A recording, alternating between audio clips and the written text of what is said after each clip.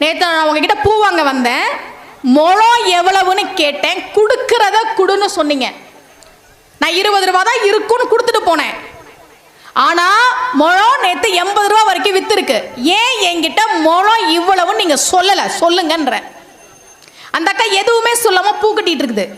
சொல்லுங்கக்கா, எதுக்கு என்கிட்ட முழம் எவ்வளோ நான் கேட்டப்ப கொடுக்கறத கொடுன்னு சொன்னீங்க?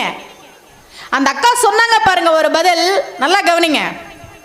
பூ கட்டிக்கிட்டே என் முகத்தை நிமிந்து பார்க்காம அந்த அக்கா சொன்னாங்க, கண்ணு, இந்த பஸ் ஸ்டாண்டில் 10 வருஷமா பூ கடை வச்சிருக்கேன். கல்யாணமாகி கொஞ்ச நாள்ல புருஷன் செத்துட்டான், பிள்ளைங்க கிடையாது, கூட பிறந்தவங்க கூட பேச்சுவார்த்தை கிடையாது, எனக்கு யாரும் இல்லை. பஸ் ஸ்டாண்டில் பூக்கடை வச்சு பிழைக்கிறேன்.